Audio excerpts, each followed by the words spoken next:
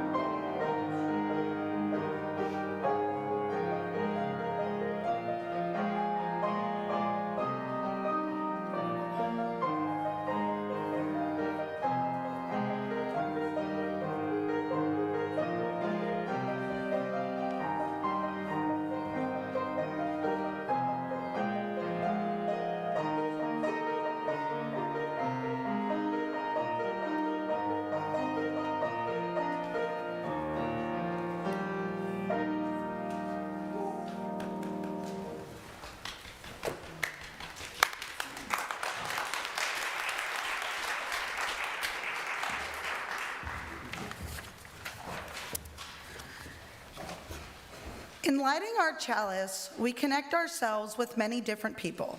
The many Unitarian Universalists across space and time who also light or have lit the chalice.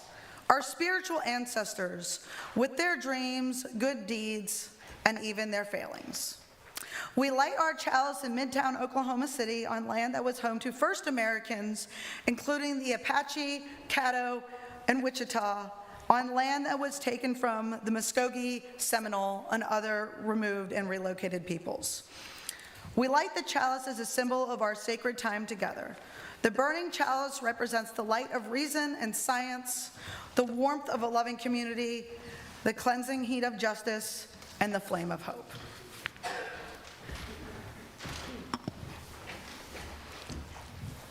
It seems like an auspicious, or at least unusual moment in time to be gathered together. And I confess I didn't anticipate it when we sat down to say, well, we'll gather at the end of January 2025, and I'll come visit you.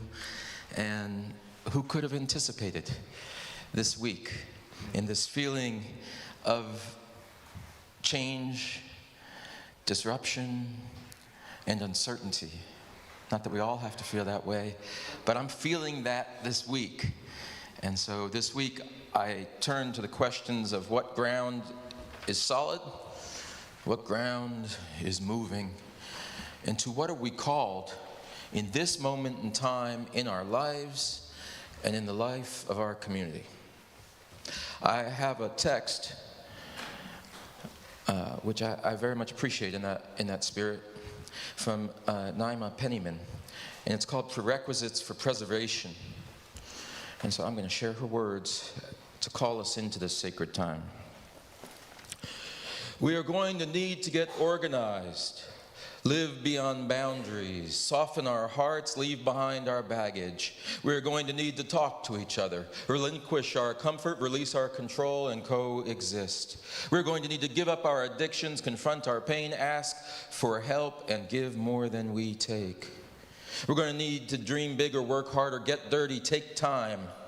We're going to need to remember, to forgive, to let go. We're going to need to feel fully, hear our intuition, make up our minds, enact change. We're going to need to look at ourselves, shed our ignorance, reconcile our privilege, sacrifice shame. We're going to need less. Revive our instincts, to take care of our elders and to learn from the young. We're going to need to go hungry, break a sweat, waste less, make amends. We're going to need to heal our fears, tell our secrets, share with our enemies, love people unlike us. We're going to need to study existence, refine our dreams, mediate our shadows, and cure our disbelief. We're going to need to practice magic, to cherish water, to grieve, and yes, to move on. We're going to need to stay focused in this moment, my friends, follow through, fuel our commitment to beauty, grow our devotion to truth. We're going to need to pray. We're going to need to love. We're going to need to surrender, and we're going to need to trust. We're going to need to endure burning. We're going to need to give light. We are going to give light. We are going to be the light. Come, let us learn to be the light, brighter than ever before, and let us now worship together. I welcome you now to our, we share our welcome. This is a time that we greet each other. And so I encourage you to greet your neighbor. If it's someone you know because you came and sat down together, you can say a quick hi, but then turn to the neighbor you don't know and say a word of peace and encouragement.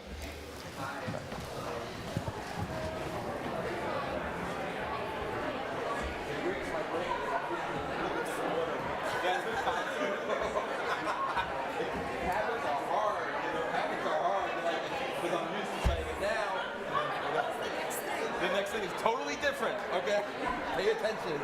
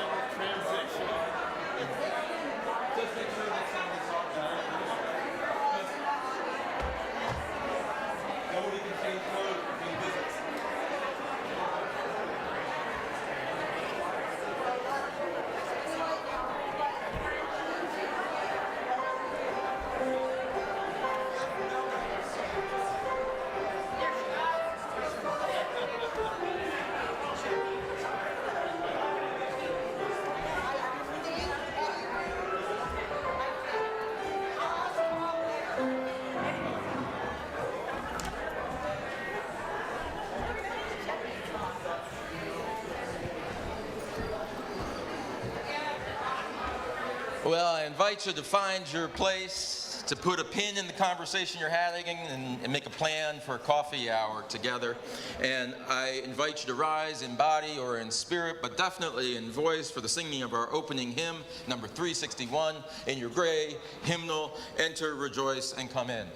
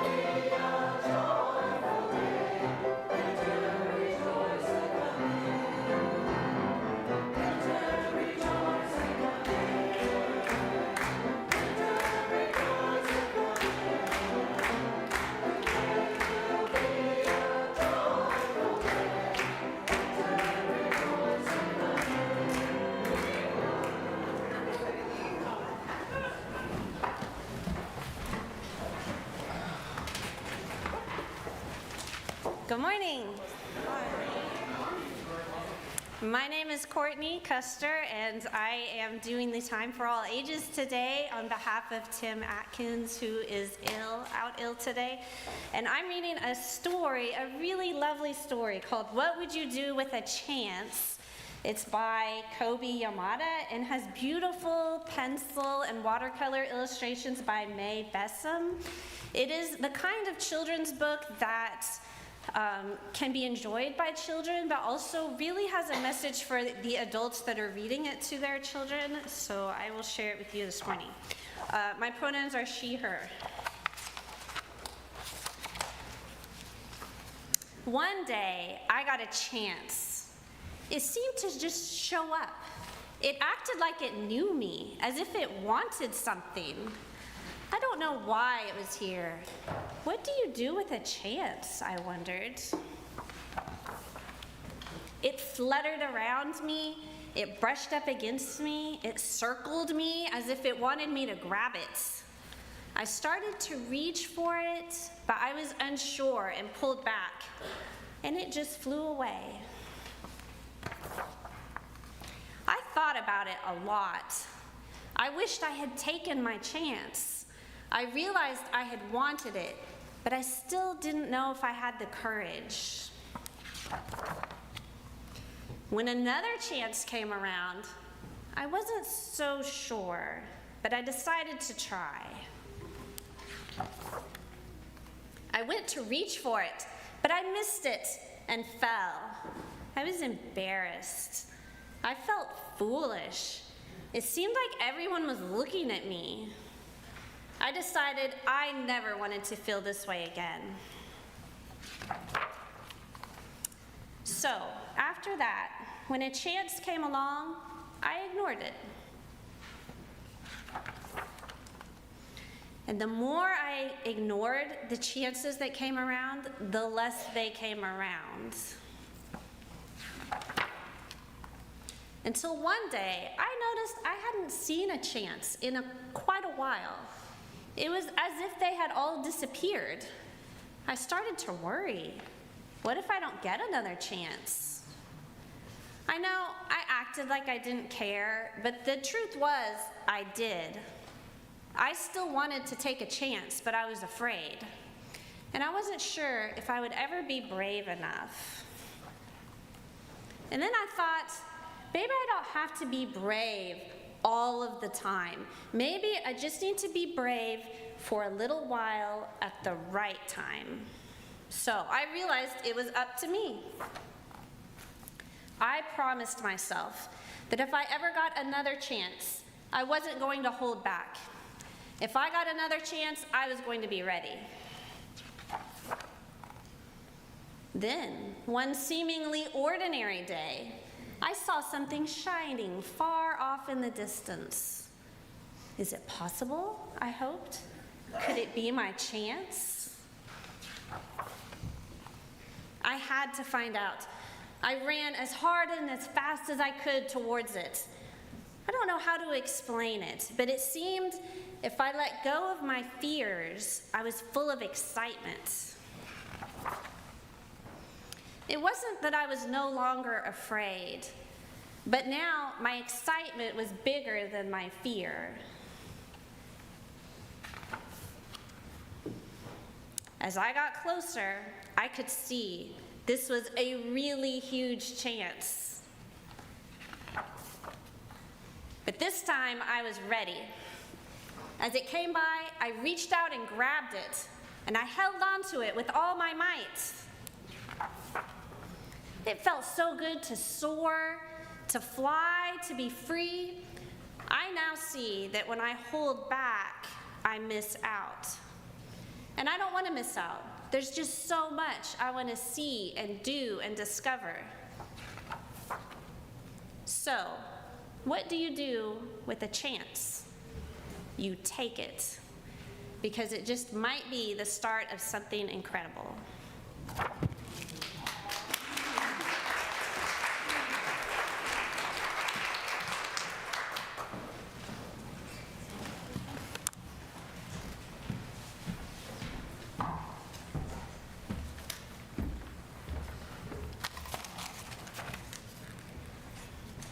Good morning.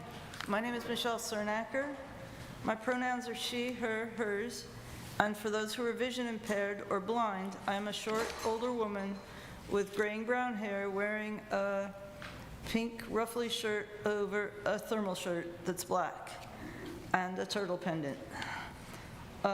Every Sunday we take an offering. Since 2002, all the cash and designated checks from that offering have gone directly to external nonprofit organizations doing good work, our Change for Change partners. The Change for Change partner this month is Live Free OKC. Live Free OKC works to reduce shootings and gun homicides in Oklahoma City. It is a community-based violence intervention program that uses evidence-based violence reduction strategies to reduce shootings and homicides by as much as 30 to 60%. Gun violence, especially homicide, is a lose-lose scenario. The victim is dead. This shooter may go to prison for years or be executed. This program works to identify the small subset of residents who are high-risk individuals likely to engage or re-engage in gun violence, and it works to divert them away from lives of violence using program and community-based support. In other words, it offers each one a credible alternative to that life of violence. For those of you who are sitting in the sanctuary with us today, in just a moment we'll be passing the offering plate. And if you're watching us online, please make your gift by sending a check to First Unitarian. Just write Change for Change on the memo line, or make an online payment through our website, that's the number 1, uc.org.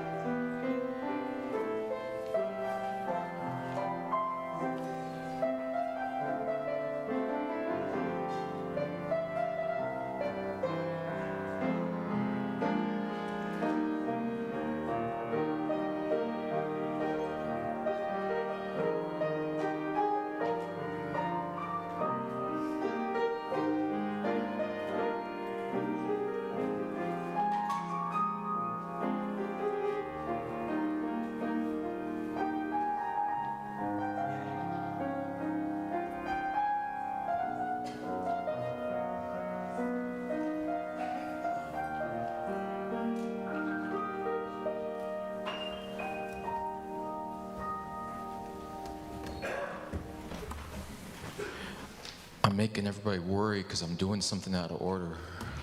But I wanted to say a word of gratitude here aloud in the sanctuary. Last time I was here, we had Ibuka and Steve, and in the interim period, you have sent Ibuka off, launched him into the world, into a new life, which I was excited about. And I wanted to say a word of gratitude to Steve.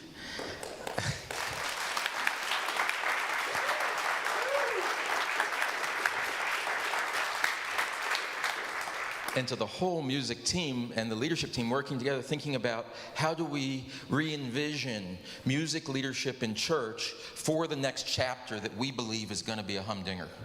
And what we concluded was to have a music director, which would be a position that would be the lead of all of the musical programs and activities. And we were talking on the HR working group and the board, and we said, well, when do we need it? Well, we need it right now. And so we said, who might step in and be our interim music director and show us what good looks like? And Steve was so generous. Everyone said, I wish Steve would do it. And Steve was so generous, and he's doing it. He is our interim music director, and that means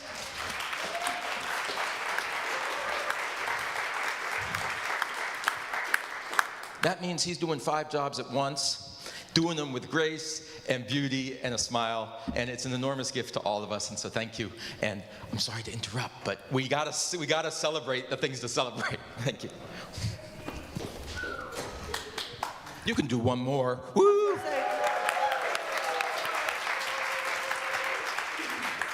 And we should have done this right before the offering. We're going to go ahead and sing our children out so they can go head on off to their classes.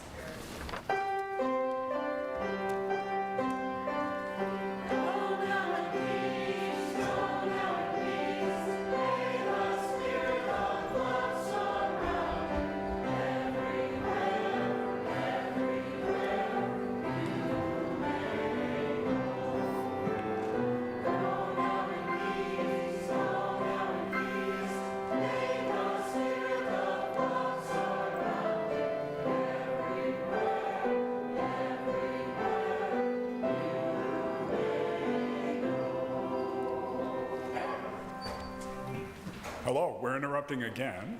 My name is Paul Spicer. My pronouns are he and him. I'm a middle-aged man of European ancestry, and I'm here to talk to you about our stewardship campaign, which we're launching today. If you haven't already heard the rumors and seen the hints in the order of service, I'm pleased to announce that we begin this year's campaign with a commitment from a small group of our larger donors to create a matching fund of $30,000 that will be used to match new and increased giving from other members of the congregation.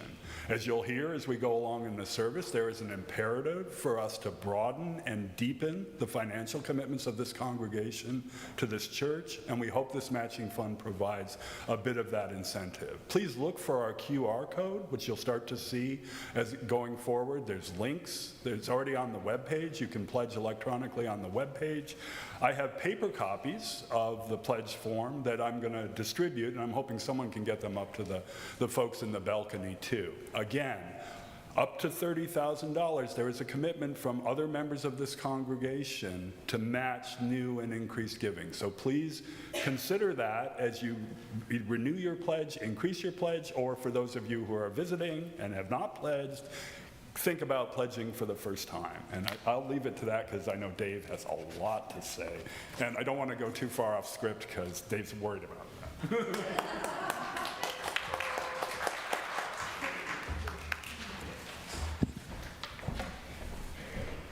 And now back to our rarely scheduled programming. Today's reading is a poem from Donna Markova called Fully Alive. I will not die an unlived life. I will not live in fear of falling or catching fire.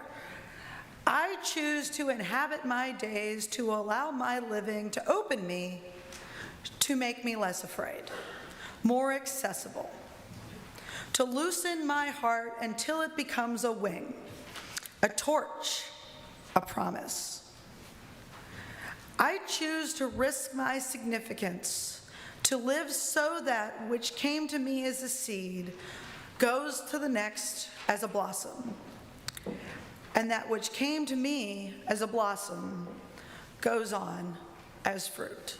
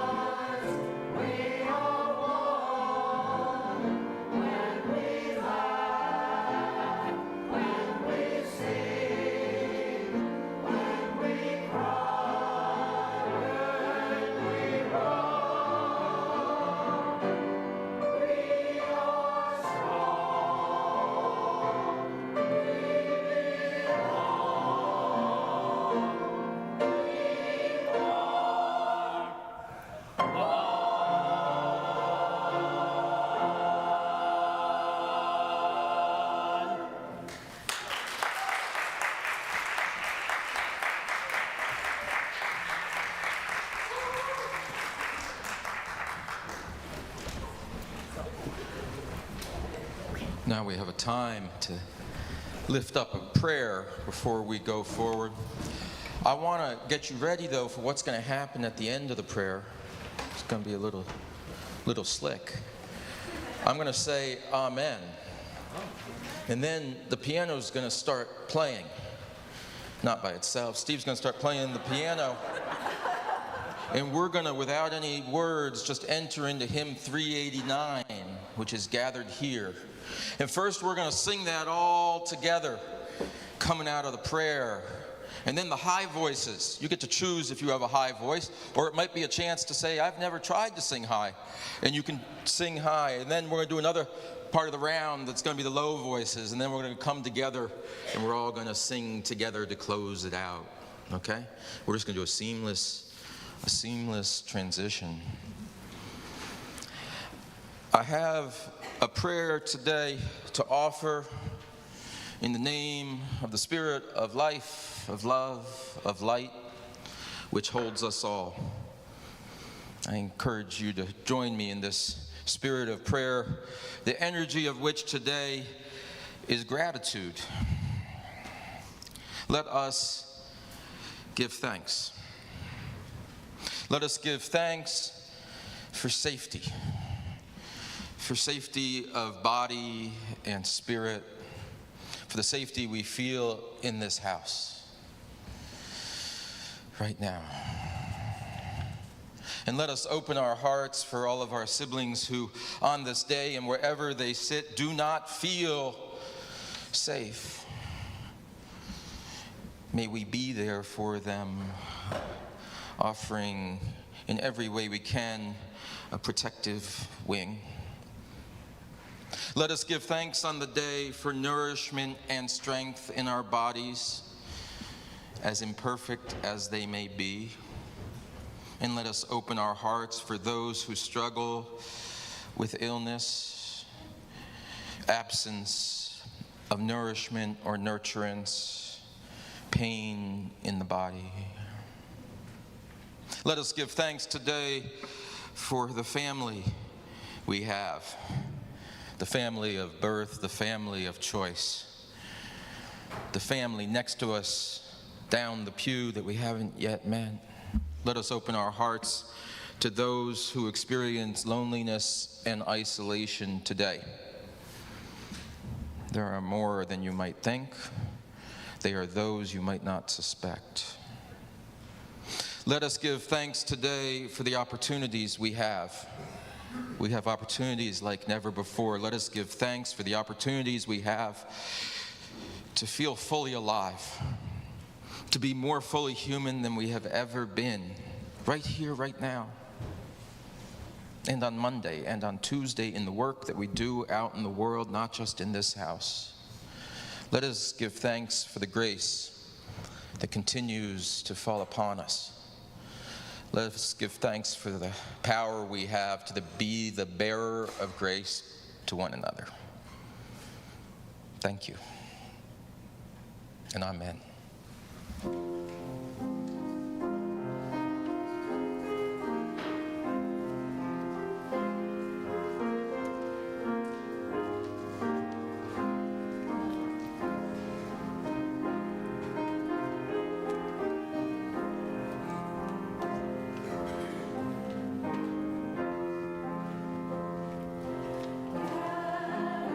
Here in the mystery of the hour, God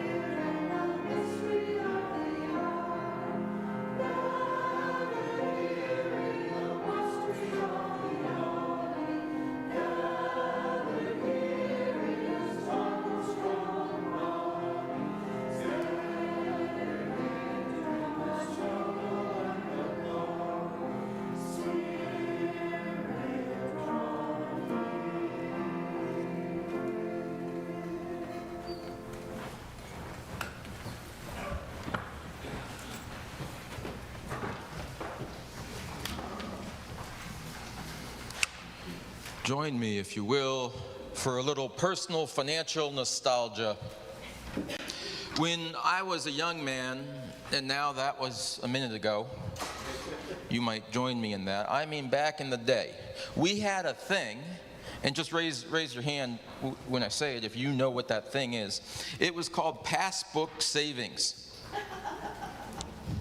You went to the bank with this little book. It was made of the paper that passports are made now, and you gave it to them. I'm thinking I was like 11, because I had like a little money from doing jobs or like mowing the lawn of the neighbor next door, and I think they gave me what, $1, $2? I don't know what it was, but I sure as heck remember that passbook, because I kept it in my dresser drawer, and I took it to the bank with a little pile of money I made, and they would put it in a machine that would and make it official. And each week I would take that book, and I could see I was doing a little more. Now, as I grew older and became more affluent, because I got a paper route, I'm not joking, I have never been as rich as when I was 14 and had a paper route with people paid me in cash. There was no taxation, and I had no rules of what I had to do with it, and I didn't give anything to church. Shh. I could have all the Cokes I wanted. Anyway, that was the moment. But I gave that to the bank, and I would build up something meaningful. And it came to be honest, I didn't want for much as a kid besides the Coke and the candy store stuff. I didn't have a lot on my wish list, probably because there wasn't the internet where I could look up that there were things to buy, and so I didn't know stuff. But in any case, I had that little passbook, and it gave me the sense that I was accruing something of value, and that my work had some kind of meaning that was growing over time. It had a beauty to it. And when I had my own kids, I said, I remember that. And they hit that age. And so I went to the bank, and I said, well, I want to open for my daughter a little passbook savings account. Now she's going to babysit, and I wanted to put it. And they said, well, oh, no, we don't have that anymore. So what do you mean? Where are the little books? And I was a little insistent, right? Like, you don't like to confess that the world has moved on while you were doing something else. And she said, and then she was taking pity on me. She didn't quite understand what I was saying. She said, well, dear, if you bring the check register in, I'll write in the numbers for you. She just thought I couldn't do arithmetic. And I was anxious about that. But of course, that wasn't it. That wasn't it. I wanted my daughter to have that sense of when you work, you earn something, and when you save, you build up for something, and that has meaning that's tangible. Making the immaterial material. Immaterial values, working hard, doing something of value for the neighbor in this case. You watch those, you get a little bit of something of value that goes on. What comes to me as seed will go on as flower. This was making that material. That was the reification of a religious value. That's what I said to the woman at the bank. At this point, she was like, you don't even properly speak English. She said, dear, we'll have people help you out. Anyway, this reassurance has been important to me. And as I've grown older, and now, to be honest, I pay attention to my 401k. Anyone pay attention to their 401k? That seems to matter more and more as I'm getting to a moment where I'm like, well, dear, we're going to want soup in retirement, and I can see it on the horizon. Not all you can see it on the horizon. Some of you are living it.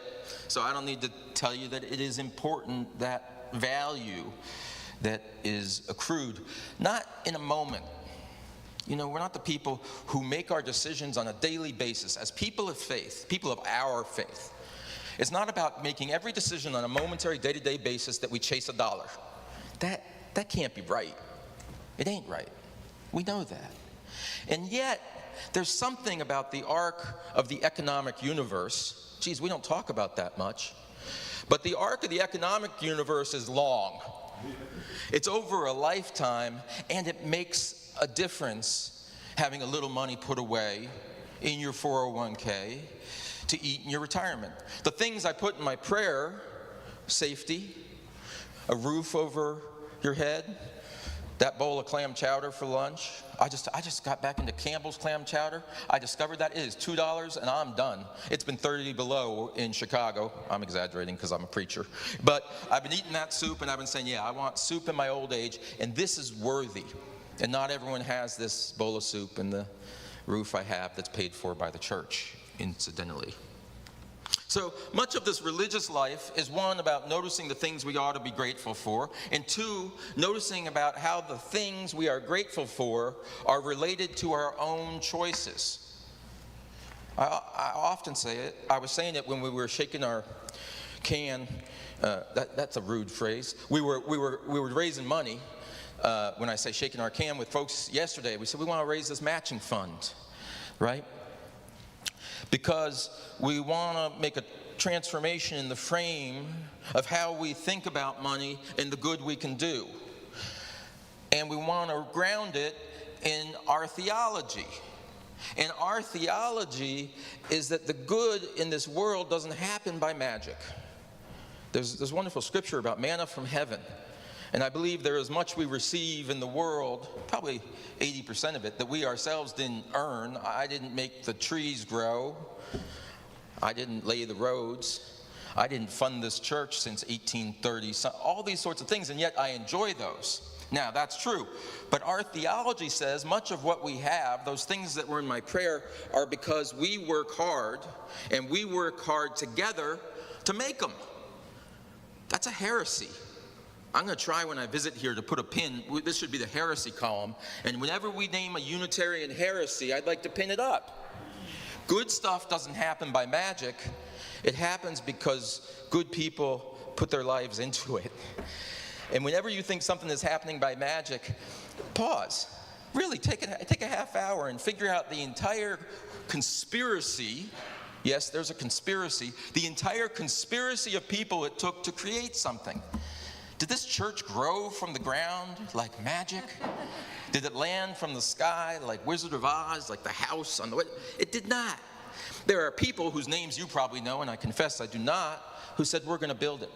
I'm going to give X amount from my farming crop. I'm going to tithe, and we're going to build a church that looks like the one in Massachusetts, right? Okay, that's what we're thinking about today. One, gratitude for what has gone before, and tracing the conspiracy of people it takes to make good things. So when Paul was talking about, we were talking about this campaign being the miracle on 13th Street. Am I getting it right? 13th Street? And then yesterday, Kathy had the good idea to say, well, tell the people yesterday, tell them well, they're miracle workers. Miracle on 13th Street, miracle workers. Well, that didn't have the right valence, if you know what I'm saying. Miracle workers. Well, and we said, well, no, they're miracle makers. Okay, that's more exciting. That sounds more like crafting. That's more like our vibe than being miracle workers. And so I say here on campaign day, you are makers of miracles. Not big, audacious signs and wonders, the parting of the Red Sea. That was, as I say, a humdinger. The manna from heaven, the one fish that fed the five. Those are wonderful signs and wonders. Shock and awe. We heard shock and awe somewhere recently. Shock and awe. Well, I'm going to take us down from shock and awe to more like gentle wonderment. That the little miracles that happen, particularly in this place, need to be noticed. And the little miracles that happen are often quieter and smaller. They happen in a classroom. I was with all the RE parents yesterday, and I asked them, what do you treasure in your heart that you remember here? And people told me stories about things a 3-year-old said 20 years ago. That's crazy. You can remember what a 3-year-old said 20 years ago, and you won't remember what I said tomorrow. You think it's true? I think it's true. Those are the miracles. I want you to write them down in your journal, right? I was at church today, and I saw so-and-so sing for the first time up front. I was in church today, and a newcomer sat right down with us at coffee hour and started talking politics. Whatever it is, the little sparks of the new. Those are the kind of miracles I'm talking about. A person who was alone and is not now alone. A kid who was 3, who now is 42 and sitting in that pew right over there. Those are miracles. Those are minor miracles, and they happen because we're creating spaces. So be miracle makers, and know that making a miracle starts with making a space. And after making a space, you put yourself in it. Time, talent, treasure, we use those phrases. They're all real. And we make something special for each other. And we don't really need that passbook. I lamented that for a long time. What I need is an opportunity to take the money in my passbook and transform it into something that is a thing I truly value. Something that I truly value. I want to do something meaningful with that money. And so I'm not going to talk in just flowery ways. I really mean it. I see this really clear cycle in my own life between I want to go to work and I want to use the few shekels they give me for this and do something of value. And so it's silly to talk about the can of soup, but there's a reason we say grace before meals. That's old-timey, I know. But hey, we went to work, we came home, and look at this is delicious.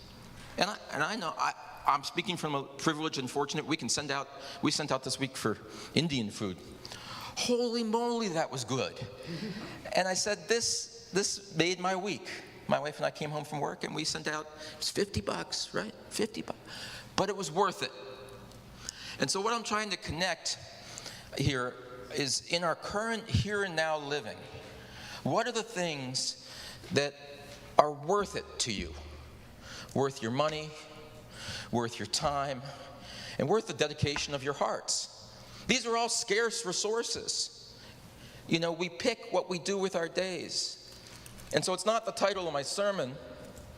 The title of my sermon is something to show for it. But the hidden title of my sermon is Pick Your Spots. The secret to a good life, at least one of them, is pick your spots. What's important to you? Maybe it's dinner with the family. Maybe it's helping your neighbor. Now I shovel the walk and I don't even ask them for money. Right? Maybe it's that. What's important to you? Time is short. We get only 24 hours a day. That's what I mean. How are you going to spend it? Geez, you chose to come to church on Sunday. I did too. It's worth it to me because church has changed my life. You're going to hear testimonials after I'm gone. You're going to hear testimonials, and people will say it in more humble, less pulpit-thumping ways than me. But you'll know and love those people when they've been here 50 years, and they'll say, you know, not for nothing, but this church was here for me when times were hard. That's what I heard yesterday, too. That's worth it. That's worth it for me, and now I bear witness to it. I did a funeral this week for one of our 97-year-olds. In that moment, I said, this is worth it to me, meaning my vocation. This is worth it. Because this outpouring of love for the person, but also for the people who gathered who had 60, 70-year memory. And it's a funny thing, but the gift of long life is that there aren't always people to remember with you, or they have a shared memory. And so, you know, another thing that's worth it to me? Building a house of shared memory. So God willing, if I get to live, I hope I get to live a long life, as Martin said, right? There are many virtues of a long life, but I hope there will be people who live it with me. And I hope there are people who remember with me and continue to tend to the legacy of what has been given to us for the people who've gone before. And you know, I did that funeral and I was a new minister. I didn't have any of that backstory. I had 3 months with that person. 3 months of 97 years.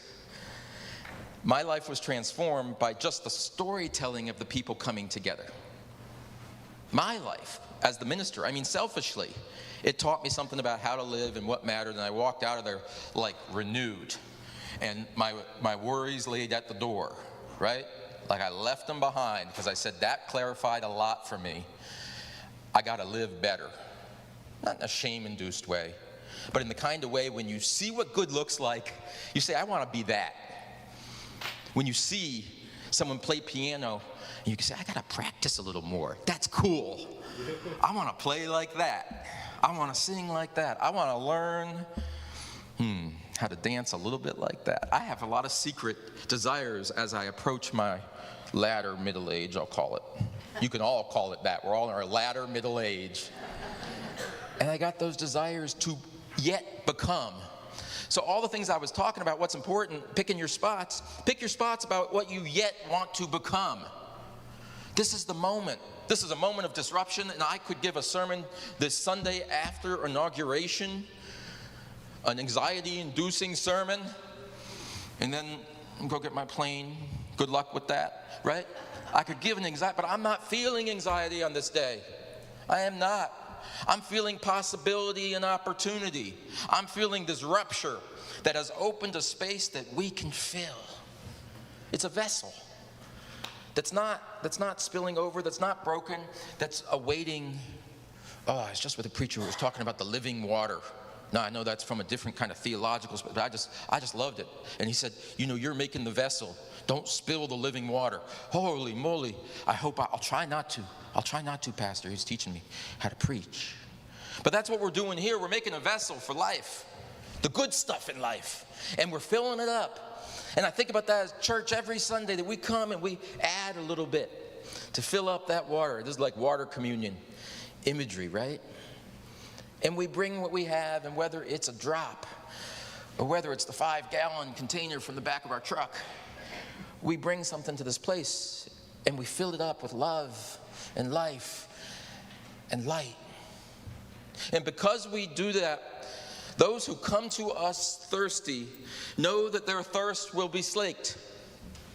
Not by magic, not by signing a book, not even on this day, I'll tell you, by giving us a lot of money. That's not the ticket. That's not the ticket to ride. Your thirst will be satisfied in this place because there's an entire community who says, come drink from it. It's the community well. It's the community well we have here, and we have enough. And we're going to do extraordinary things, not only for each other, as we have done in this place for years. I include me in the we, just because I'm preaching. You know how to do community. You know how to do fellowship. You know how to make coffee and to fill everyone's cup in this place. Well, what I'm here to preach is that this is a unique moment in our lifetimes. This is indeed a moment of rupture and disruption in all kinds of ways. Yes, the White House. Yes, a pandemic. Yes, a changing world order. Yes, more divide among our neighbors than ever before. Yes, a changing of the generations and a handing off of the keys. There's so much change right now. But I'm here to say that you have built your house upon rock, as the old text goes. And it is an opportunity for those who are grounded down here, in here, to do some extraordinary work. Yes, for each other, but also for neighbors we have not yet met. And so when we're here saying, give resources as you can to this church, invest in our community, in this house of sanctuary, this house of sanctity, we're also saying, invest in opening these doors wider. Invest in the mission of this place, and think not only about the 500 people who will belong to this church in the next 3 to 5 years. Did anyone hear that? Did you write it down? Membership, just take notes when I'll just drop goals. 500 people who will belong to this church. I'm talking about the 500,000 people who won't belong to this church. And I want on this day, my imagination for this place is that it be a place of convening the publics that we serve.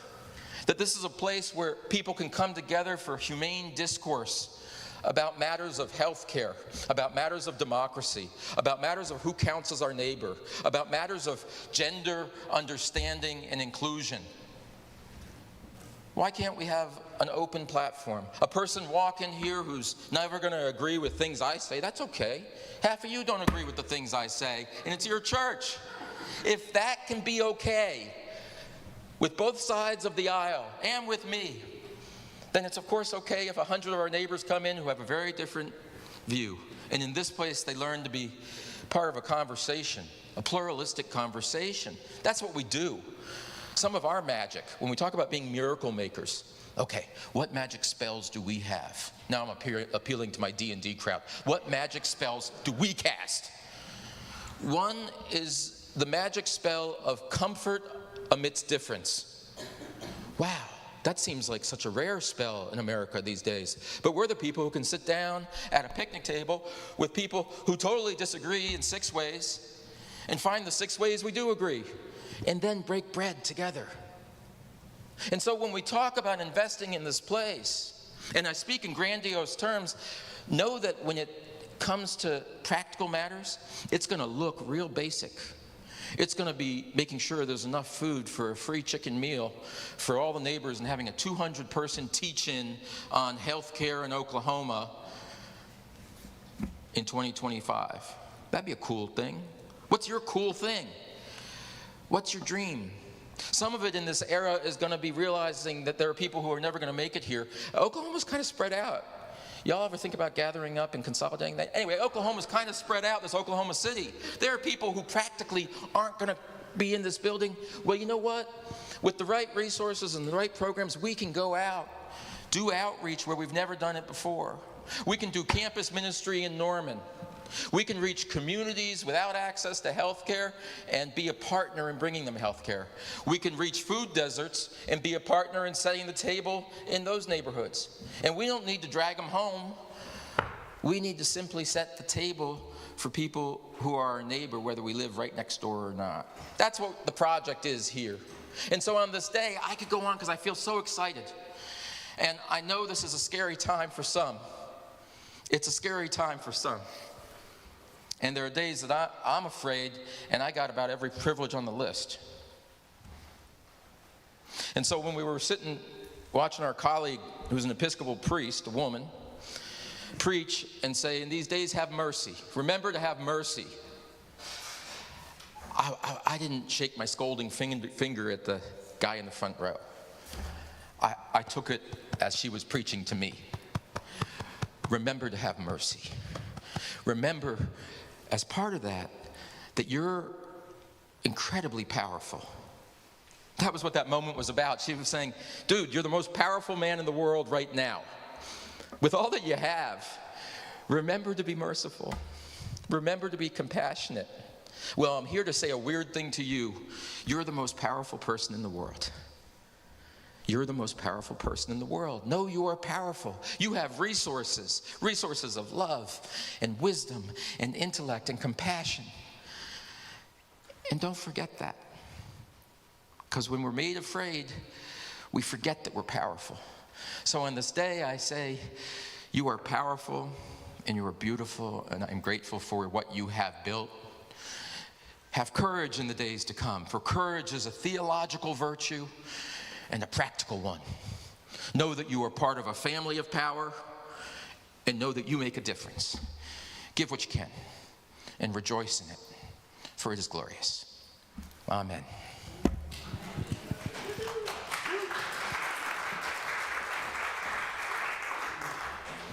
Now, rise and body your spirit. We're going to sing Building a New Way, and we're going to sing it fierce. Is that right?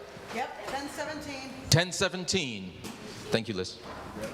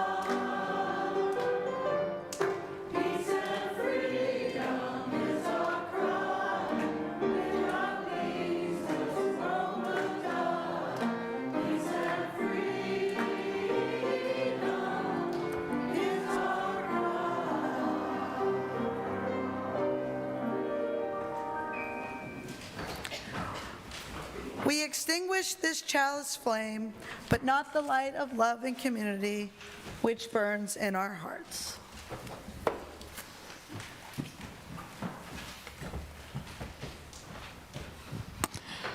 I invite you in my eccentric practice, if you'd like to take a hand of a person next to you, just for a closing blessing together. As you go from this house, may you be blessed. May you be blessed with riches beyond your wildest imagination. May those riches be ostentatious and visible. When your neighbor asks you about your wealth, may you have something to show them for it. May you be able to point to the people you love and say, I am a rich man. When people come to this house, may you be blessed by being able to say, see how rich a church we are.